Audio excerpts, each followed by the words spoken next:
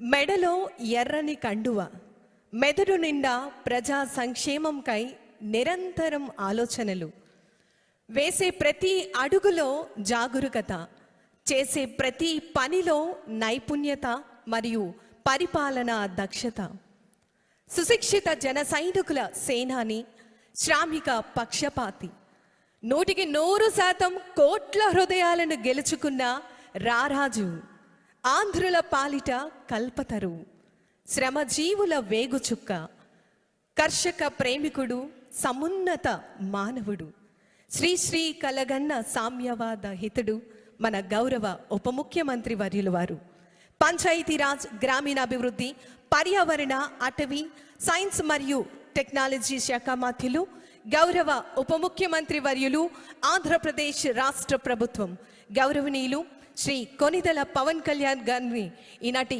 సభను ఉద్దేశించి మాట్లాడవలసిందిగా కోరుతూ ఆహ్వానాన్ని తెలియజేస్తున్నాం. ఆంధ్రప్రదేశ్ గౌరవ ఉప ముఖ్యమంత్రి వర్యులు, పంచాయతీరాజ్, గ్రామీణాభివృద్ధి, పర్యావరణ, అటవీ, సైన్స్ మరియు టెక్నాలజీ శాఖ మంత్రులు.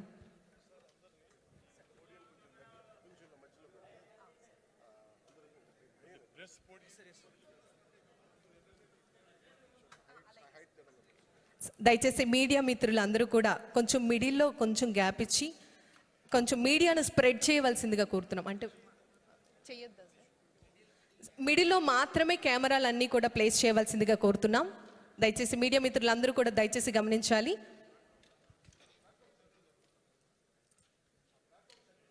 ఆ ప్లాట్ఫామ్ని కొంచెం సెంటర్లో జరపమంటున్నారు.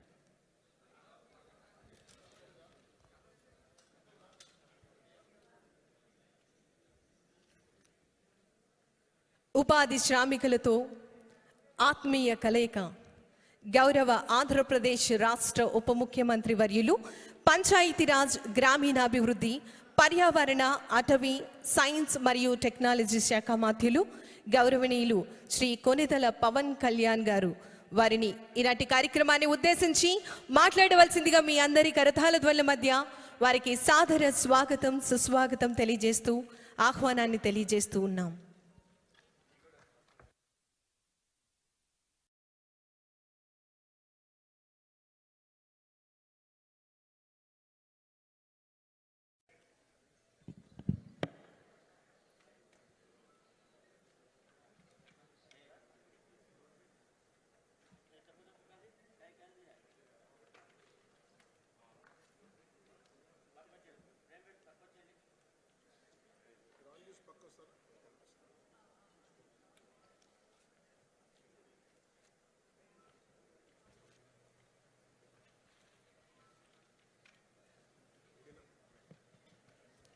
మీడియా మిత్రులు కూర్చోవలసిందిగా విన్నవించుకుంటున్నాం. దయచేసి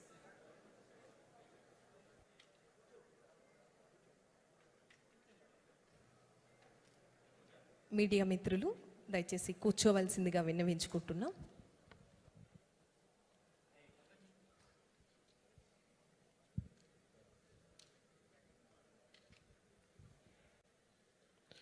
శ్రామిక దినోత్సవ సందర్భంగా ఇక్కడికి వచ్చేసిన 13 ఉమ్మడి జిల్లాల నుంచి విచ్చేసిన ఉపాధి శ్రామికులకి, వారికి సంబంధించిన అన్ని డిపార్ట్మెంట్స్ అధికారులకి, మీడియా ప్రతినిధులకి నా హృదయపూర్వక నమస్కారాలు. వేదికపైన ఆశీనులైన ప్రిన్సిపల్ సెక్రటరీ పంచాయతీరాజ్, గ్రామీణాభివృద్ధి ముఖ్య కార్యదర్శి శ్రీ శశిభూషణ్ గారికి నా హృదయపూర్వక నమస్కారాలు. కమిషనర్ పంచాయతీరాజ్ మరియు గ్రామీణాభివృద్ధి శ్రీ కృష్ణతేజ గారికి, శ్రీ షణ్ముఖ్ కుమార్ గారికి, ఐఎఫ్ఎస్ డైరెక్టర్, జాతీయ నరేగా డైరెక్టర్, శ్రీ శ్రీకాంత్ గారు డైరెక్టర్ సోషల్ ఆడిట్, పంచాయతీరాజ్ మరియు గ్రామీణాభివృద్ధి శాఖ అధికారులు, మిగతా ఉన్నతాధికారులందరికీ కూడా పేరు పేరున నా హృదయపూర్వక నమస్కారాలు. మరోమారు అందరికీ మేడే సందర్భంగా మీ అందరికీ మేడే శుభాకాంక్షలు తెలియజేసుకుంటా ఉన్నాను. మీ అందరి మాటలు వింటూ ఉంటే చాలా ఆనందం కలిగించింది. ఏ ఉద్దేశం కోసం అయితే అంటే గ్రామాలు పట్టుకొమ్మలు చిన్నప్పుడు పుస్తకాలు చదువుకున్న స్కూల్లో ఇందాక మీరు మొగల్తూరు నుంచి మీరు మాట్లాడుతూ ఉంటే నేను మొగల్తూరుకి ఒకసారి 2 సార్లు వచ్చాను. నేను పుట్టింది మన గుంటూరు జిల్లా బాపట్లో పుట్టాను. మొగల్తూరుకి అయితే ఒకసారి 2 సార్లు వచ్చినట్టు గుర్తు నాకు చిన్నప్పుడు. గ్రామం నాకు చిన్నప్పుడు ఉన్న 2 ఎకరాల పొలం అమ్మేసుకున్నాం, అంత 3 ఎకరాలు ఉండేది, అది అమ్మేసుకున్నాం, అది ఇబ్బందులతోటి. సో నాకు ఎందుకు ఆ పల్లెటూళ్ళ మీద చాలా విపరీతమైన మమకారం, నాకు మామూలు ఇష్టం కాదు. నాకు గ్రామాలు బాగుండాలని నిరంతరం ఆకాంక్షించేవాడిని. అందుకే నేను ఒక 8 ఎకరాలు ఇప్పుడు ఒక పొలం కొనుక్కాను చాలా సంవత్సరాల క్రితం, దాదాపు ఒక 25 సంవత్సరాల క్రితం అనుకుంటాను. సో దాంట్లో ఇప్పుడు నేను మీకు మూగ జీవాలకి నీటి సౌకర్యాలు కానీ లేదంటే ఇవన్నీ ఎక్కడి నుంచి వచ్చినాయి, లేదంటే మీ శ్రమని గుర్తించడానికి ఎందుకు ఆ మనసు ఉంది అంటే నాకు ఆ శ్రమ విలువ తెలిసిన వాడిని. అంటే కండ కరిగించేవాళ్ళే కనుక లేకపోతే, రక్తం ధారబోసేవాడు లేకపోతే ఎత్తైన కట్టడాలు ఎన్నైనా కట్టలేం, పచ్చదనం ఉండదు, హరితహారాలు చేయలేం, లేదంటే గ్రీన్ రెవల్యూషన్స్ రావు. అందుకని ఎవరైతే శ్రమ పడతారో వారికి ముందస్తుగా ఇవ్వాల్సింది కూలీ అనే పదం కంటే కూడా వారిని శ్రామికుడు, ఈ దేశాన్ని నిర్మించే శ్రామికులు వీళ్ళు. అందుకని మొన్న మీటింగ్లో కూడా ప్రత్యేకించి ఈ రోజు నుంచి ముఖ్యంగా మీడియా వారికి కూడా విత్ ఇన్ డిపార్ట్మెంట్ మేమందరం చేస్తాం. ఈ కార్మిక దినోత్సవం సందర్భంగా మీరు ఉపాధి కూలీలు కాదు, మీరందరూ దేశ నిర్మాణంలో చెమటోడ్చి దేశం నిర్మాణం చేసే శ్రామికులు. అందువల్ల ఈ రోజు నుండి మిమ్మల్ని ఉపాధి శ్రామికులుగానే పిలుస్తాం. ఆ గౌరవం ఇవ్వాల్సిన అవసరం మా అందరి మీద ఉంది. ఎందుకంటే ఏ పని చేసినా చాలా చిన్నతనంగా ఉంటుంది. ఒక ఇంజనీరే గొప్పవాడా, ఒక సైంటిస్టే గొప్పవాడా, ఒక డాక్టరే గొప్పవాడా, చెమటోడ్చి పనిచేసే శ్రామికుడు గొప్ప, అది నేను తగ్గించడం నాకు ఎప్పుడు ఇష్టం ఉండదు. డిగ్నిటీ ఆఫ్ లేబర్ లేదు మన దేశంలో. ఆ డిగ్నిటీ ఆఫ్ లేబర్ని మేము అంటే నేను ఎందుకు దీనికి ఇంత తపన పడతానంటే, నాకు చిన్నప్పుడు నేను రెగ్యులర్ చదువుకోలేదు కాబట్టి ఏ ఉద్యోగంకి వెళ్ళాలో తెలిసేది కాదు. ఒక 19-21 వయసులో నేను అడిగింది మా ఇంట్లో, మీరు ఏదన్నా నన్ను బయటికన్నా వదిలేయండి, నన్ను ఇంట్లో ఎట్లా ఉండంటే ఇట్లాగే గాజు బొమ్మలో పెంచేవాళ్ళు. నేను వెళ్ళి పని చేస్తాను, నన్ను వదిలేసేయండి అంటే, నాకు పని అన్నా ఇవ్వండి, లేదంటే నేను ఏదైనా పని నేను ఏదో వాళ్ళకి నన్ను వదిలేసేయండి, లేదంటే మీరు నాకు పని అన్న చెప్పండి అంటే వాళ్ళు ఇబ్బంది పడుతున్నా. మా ఇంట్లో ఒకటి వచ్చింది నా మనసులో. బెంగళూరుకి వెళ్ళి ఒక చిన్నపాటి నర్సరీలో మీరు ఏ విధమైన పని చేస్తున్నా ఆ పని చేయడానికి సిద్ధపడి నేను వెళ్ళిపోతుంటే మళ్ళీ ఫైనల్గా ఆపి నన్ను మళ్ళీ ఇక్కడ తీసుకొచ్చాను. అంటే నా మనసులో ఎప్పుడు కూడా నిజమైన శ్రమ, కండని కరిగించే శ్రమ, రక్తాన్ని ధారబోసే శ్రమ. సో మీరే లేకపోతే ఈ రాష్ట్ర నిర్మాణం కానీ ఈ దేశ నిర్మాణం కానీ ఉండదు. అందుకని మీకు ఇవ్వడానికి నిజంగా నేను చాలా అదృష్టంగా భావిస్తున్నాను. పంచాయతీరాజ్ శాఖ తీసుకున్నాను అంటే దీని వెనక ఓట్లు కానీ దీని వెనక ఇంకో ఎన్నికలు కానీ లేదు. ఏ నిర్ణయం తీసుకున్నా మనం దేవుడి దీవెనల కొద్దీ, అందరి సహకారం కొద్దీ ఈ రోజున చాలా ప్రభుత్వాన్ని నడిపే స్థితిలో ఉన్నాం. ఈ 5 సంవత్సరాల కాలంలో ఎంత బాగా చేయగలం, మీకు ఎవరు తీర్చినంతగా ఎంత శ్రమ పడగలి, ఎంత దగ్గరికి రాగలం, మీ సమయాన్ని అంటే మీ కష్టాన్ని ఇంతన్నా తీయగలగాలి. అంతే తప్ప వేరే ఆలోచన లేదు. ఇది వేస్తే ఓట్లు వస్తాయా, ఇవి చేయకపోతే ఓట్లు రావా, అసలు ఆలోచించట్లా. మీకు ఎంత మూగ జీవాలకి ఎందుకు చేయగలిగి, మీరు అనంతపురం నుంచి మీరు మాట్లాడుతూ ఉంటే మూగ జీవాలకి అవి ఓట్లు ఇవ్వవు మనకి, దానివల్ల ఓట్లు రావు మనకి. పుణ్యం వస్తుందని కూడా కాదు, విపరీతమైన ఎండల్లో దాహం ఎండుకుపోయి మనిషి అయితే దాహం అని అడుగుతాడు, మూగ జంతువు ఏం అడుగుతుంది? ఆ బాధ, ఆ రోదన మనం విష్ణుమూర్తిది ఉంటుంది కదా మనకి గజేంద్ర మోక్షంలో. అంటే నిజంగా స్పందన ఉన్నవాళ్ళు మూగ జీవాల ఏడుపు అర్థమవుద్ది మనకి.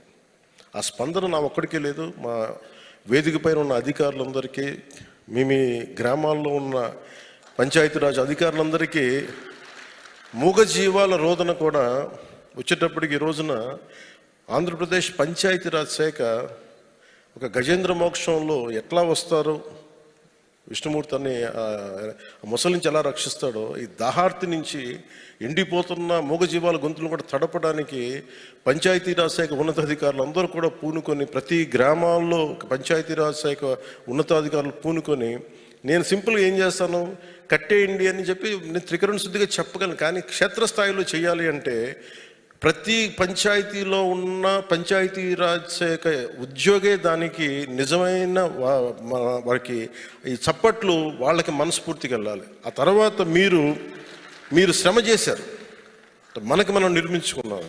అందుకని మనస్ఫూర్తిగా మీ అందరికీ చాలా చాలా హృదయపూర్వక ధన్యవాదాలు తెలియజేసుకుంటా ఉన్నాం. ఈ ఉపాధి హామీ పథకం నిజానికి దేశానికి, రాష్ట్రానికి, దేశానికి కూడా ఒక వరం. ఈ రోజున ఆంధ్రప్రదేశ్ అప్పులు పాలైపోయిన ఆంధ్రప్రదేశ్ సారా రేట్లు పెంచి సారాని నిషేధిస్తామని చెప్పి వచ్చిన ప్రభుత్వం సారా మీద డబ్బులు సంపాదించి, సారా మీద స్కాములు చేసి, వాళ్ళ సారోల మీద, సారా తాగిన వాళ్ళ సారోల మీద డబ్బులు సంపాదించి 3,200 కోట్లు ఇప్పటికీ తేలిన లెక్క.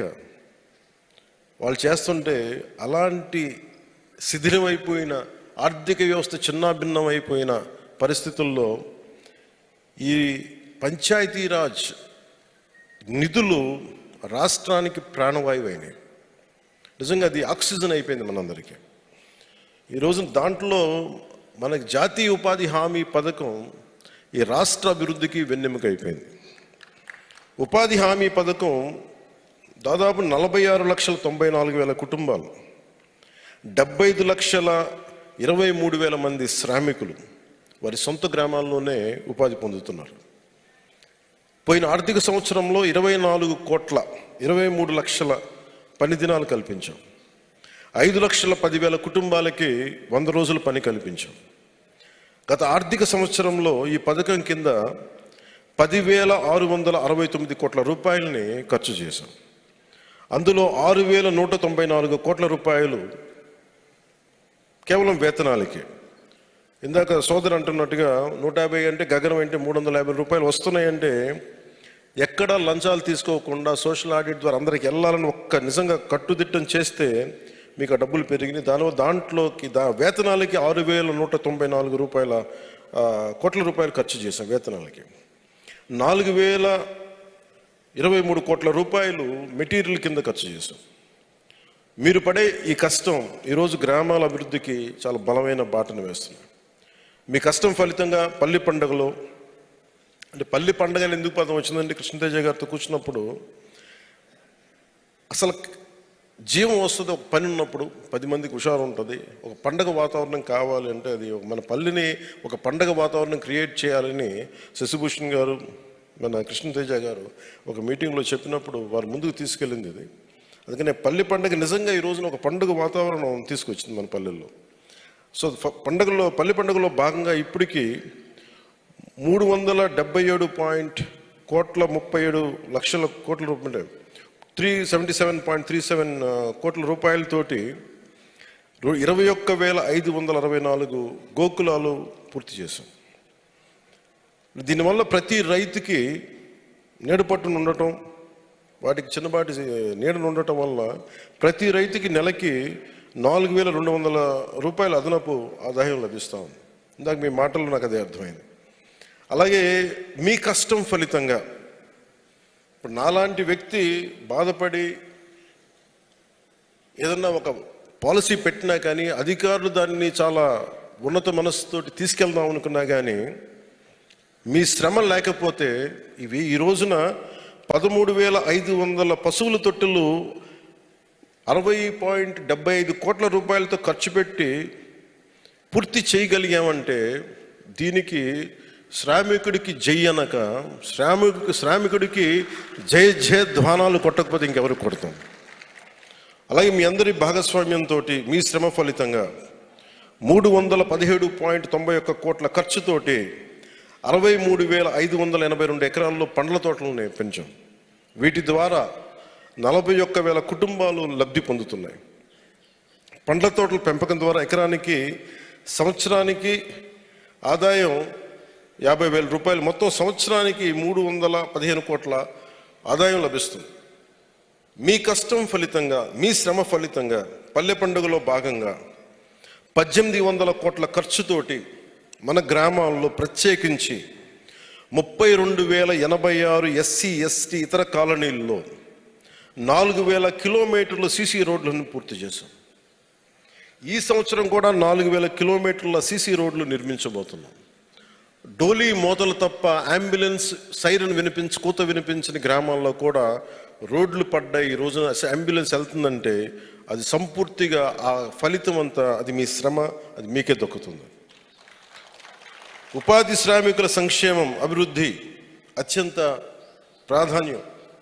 మన నారా చంద్రబాబు నాయుడు గారి, గౌరవ ముఖ్యమంత్రి నారా చంద్రబాబు నాయుడు గారి కూటమి ప్రభుత్వంలో ప్రధానమంత్రి గారి సహకారంతో ఈ కూటమి ప్రభుత్వం ఎంత బలంగా వెళ్తుంది అంటే, ఈ రోజున ఇన్ని దశాబ్దాల్లో ఎవ్వరు కూడా ఇంత చేయనంతగా చేయగలుగుతున్నాం అంటే త్రికరణ శుద్ధిగా మేమందరం కూర్చొని మీ జీవితాలకి ఎంత మేము చిన్నపాటి ఊత ఇవ్వగలం అని ఒక్క మా ప్రధానమంత్రి గారి దగ్గర నుంచి, ముఖ్యమంత్రి గారి దగ్గర నుంచి, ఆఖరికి మన చివరన ఉన్న సచివాలయం ఉద్యోగుల వరకు అందరూ కట్టుదిట్టంగా ఒకటే మాట మీద ఉంటే మేమందరం మీకు ఈ చిన్నపాటి ఆనందం మేము చూడగలుగుతున్నాం మీ కళ్ళల్లో. ఉపాధి శ్రామికుల సంక్షేమం మాకు చాలా చాలా ప్రాధాన్యం. ఈ ఒకే ఒక్క రోజులు అంటే మొన్న మొగల్తూరులో నా దృష్టికి కృష్ణతేజ గారు పట్టుకొచ్చినప్పుడు వారెవరికి మన ప్రధానమంత్రి జీవన్ జ్యోతి బీమా యోజన లేదు, కొంచెం ఇబ్బంది ఉంది, చనిపోతే డబ్బులు ఎలా ఇవ్వాలో తెలియట్లేదంటే ఆ రోజు మేము ఒక నిర్ణయం తీసుకున్నాం. వెంటనే ఒకే ఒక రోజులో 1 కోటి మంది ఉపాధి శ్రామికులకి ప్రధానమంత్రి సురక్షా బీమా యోజన మరియు ప్రధానమంత్రి జీవన్ జ్యోతి బీమా యోజన కింద నమోదు చేసుకున్నట్టు తెలుసుకున్నాం. తద్వారా ఆ కుటుంబానికి 2 లక్షల రూపాయలు భరోసా లభిస్తుంది.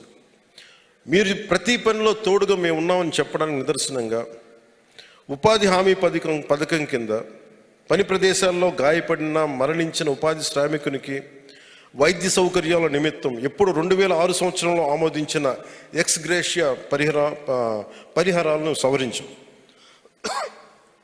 అందులో భాగంగా మీరు చేసే పని ప్రదేశంలో ప్రమాదవశాత్తు మరణిస్తే పూర్తిగా కనుక ఏదన్నా వచ్చే మన ఒక ఇబ్బందిగా మన శరీరానికి ఏదైనా ఒక పనిచేయని పరిస్థితుల్లో ఉంటే దాని వరకు చెల్లించే 50,000 రూపాయలని ఇప్పుడు 2 లక్షల రూపాయలకి దాన్ని పెంచాం.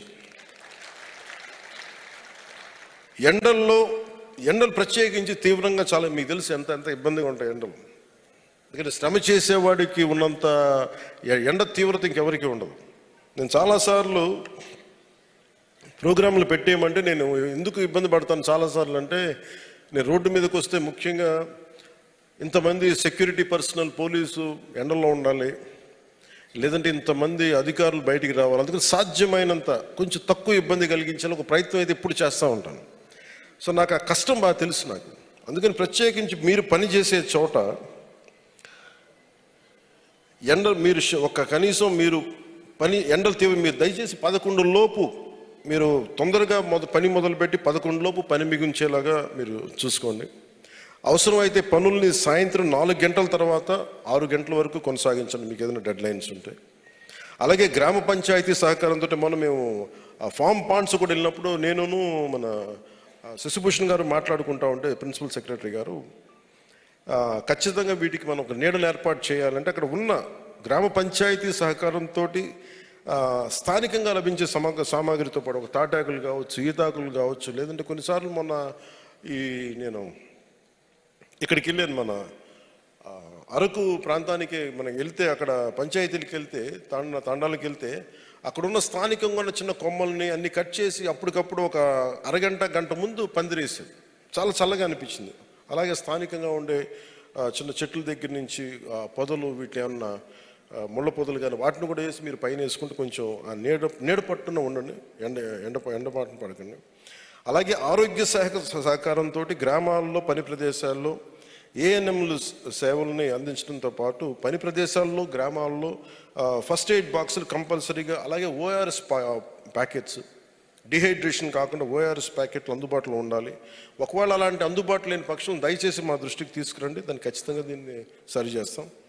అలాగే ఉపాధి శ్రామికులకి ప్రభుత్వం నిర్దేశించిన రోజుకి 307 రూపాయలు వచ్చే విధంగా అన్ని రకాల చర్యల్ని చేపట్టాం.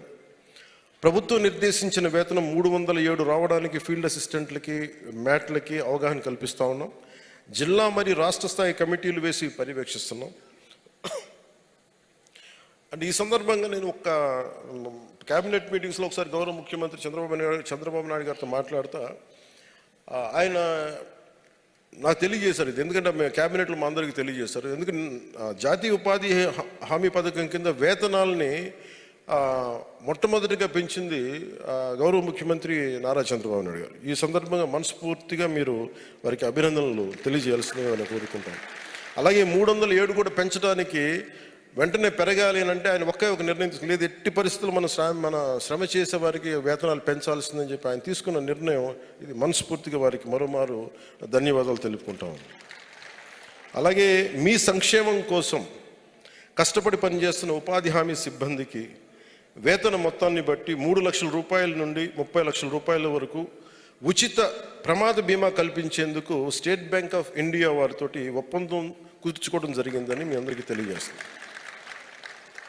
ఎందుకంటే నేనే ఒక పార్టీని నడుపుతూ నా నాయకులు మా నిన్న కూడా చూసారు, మన చాలా దురదృష్టవశాత్తు చనిపోయారు. వారందరికీ ఎక్స్గ్రేషియా గౌరవ ముఖ్యమంత్రి గారు 25 లక్షలు ప్రకటించారు.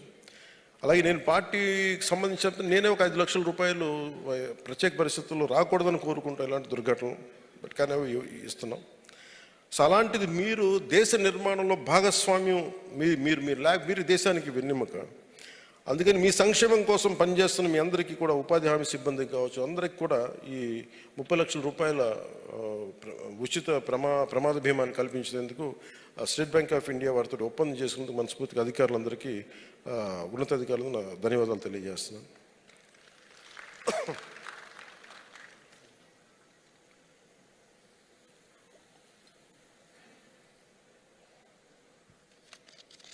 ఉపాధి శ్రామికుల సంక్షేమం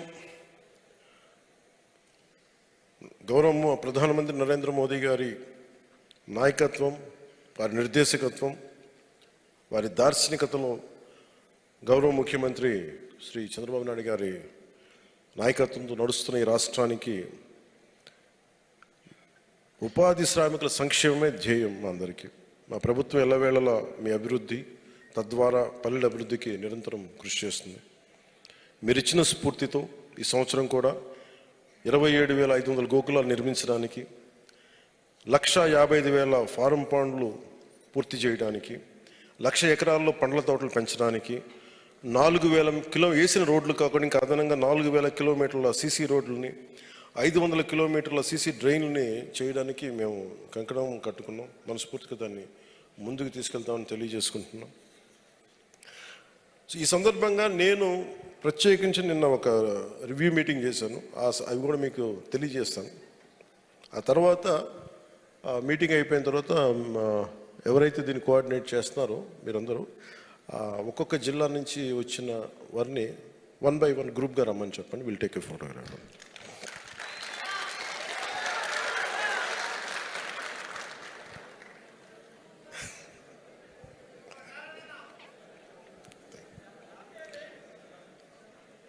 ఇది సమ్మరు అంటే నాకు అంటే ఇది అంటే నేను ఎప్పుడు దారిద్ర్యం, నేను ఎప్పుడు లేమితనాన్ని నమ్మను. నేను ఎప్పుడు మనిషికి విల్ పవర్ ఉండాలే తప్ప, ఇందాక సోదరి పల్నాడు నుంచి వచ్చిన సోదరి కాలు చిన్నప్పుడు పోలియోలో ఇబ్బంది పడ్డాయి, కానీ శ్రమ చేయడానికి శరీరంలో చిన్నపాటి దివ్యాంగం ఉందేమో కానీ మనసులో లేదు, మనసు దివ్యత్వంతో ఉంది. అంటే మీరు అది తలుచుకుంటే చాలు నాకు. నేను అదే గొప్పతనం. అందుకని నేను పని చేయలేను అంటే నాకు దేశం ఎందుకు వెనకబాటుతనంతో ఉంటుందంటే, పని చేసేవాళ్ళు కనుక ముందు ఉంటే నేను చాలాసార్లు నేనే పని చేసేస్తాను, అందరి కోసం వెయిట్ చేయను. ఒక కుర్చీ తీసేయాలన్నా, లేదా ఒక శారీరక శ్రమ చేయాలన్నా నేను కూర్చోబెట్టి నేను ముందుంటాను ఎప్పుడు. అది నా ఇంట్లో కావచ్చు, నా ఆఫీసులో కావచ్చు, ఒకసారి పబ్లిక్ పోడియం మన పబ్లిక్ ప్లాట్ఫామ్లో కావచ్చు. అందుకని ఎప్పుడు కూడా నా ప్రత్యేకమైన నా కోరిక, ఎవరైతే శ్రామికులో పనిచేసే వాళ్ళకి should be given highest respect. ఆ డిగ్నిటీ ఆఫ్ లేబర్ని గుర్తించాలి. ఒక శాస్త్రవేత్తకి ఎంత గౌరవిస్తామో శారీరక శ్రమ చేసే వాళ్ళకి కూడా అంతే గౌరవం ఇవ్వాలి. అది మనసులో ఉండాలి. అది చెప్పి అందుకే నేను ప్రత్యేకించి, మీరు ఎందుకు చాలాసార్లు మీరు నన్ను ఎందుకు ప్రత్యేకించి కొన్ని సందర్భాల్లో చూస్తుంటారంటే, అది నేను చూపించగలిగే కృతజ్ఞత. అన్నిటిలో భాగంగా నేను నిన్న మీటింగ్స్ మాట్లాడుతూ ఉంటే, మనకున్నది చాలా దుర్భిక్షం ఉంది, విపరీతమైన. ప్రత్యేకించి కొన్ని జిల్లాలు ఉన్నాయి, ప్రకాశం జిల్లా, అనంతపురం జిల్లా, మన పల్నాడు ప్రాంతం, బాగా నీరుండి నీరు అంతా కలుషితం అయిపోయిన పశ్చిమ గోదావరి జిల్లా, లేదంటే ఇక్కడ మన అవనిగడ్డ బందర్ లాంటి చోట్ల ఉప్పు తవ్వితే నీళ్లు ఉంటాయి, కానీ అది ఉప్పులతో కలిసి సెలినిటీ ఎక్కువ, ఉప్పుతో ఉండే నీళ్లు. అటు శ్రీకాకుళం వెళ్తే అక్కడ గ్రౌండ్ వాటర్ పొల్యూట్ అయిపోయి అక్కడ CKD లాంటి కిడ్నీ డిసీజెస్. సో ఇప్పుడు ఏమైపోయిందంటే రక్షిత నీరు చాలా చాలా ప్రాధాన్యం అయిపోయింది. ఇదివరకులాగా మనం ఒక బావి తవ్వుకు నీళ్లు తాగుదామంటే ఇబ్బందికరమైన పరిస్థితులు. మన కేంద్ర ప్రభుత్వానికి 87,000 కోట్ల రూపాయలు వర్త్ ప్రతిపాదనలు పంపాం. మాకు జల్ జీవన్ మిషన్కి కావాలి అనేది. వాళ్ళు పరిశీలిస్తున్నారు. దానికి యాజ్ ఆన్ టుడే మనకి ఈ రోజుకి 28,000 కోట్లు మనకి అనుమతులు ఇస్తామని చెప్పి, భవిష్యత్తులో దాదాపు 29,000 కోట్లు మనకు అనుమతి ఇచ్చారు. భవిష్యత్తు 2028 వరకు మేము దీన్ని కంటిన్యూ చేస్తాం. ఆ తర్వాత అప్పుడు పరిస్థితులను బట్టి చూస్తామని చెప్పారు. కేంద్ర ప్రభుత్వానికి కూడా పరిమితులు ఉంటాయి కాబట్టి ఆల్రెడీ మనం చేయాల్సిన అవి పూర్తి చేస్తాం. దాంతోపాటు అదనంగా పనిచేయాలని ఒక 57,000 కోట్లు కావాలి. సో ఈ సందర్భంగా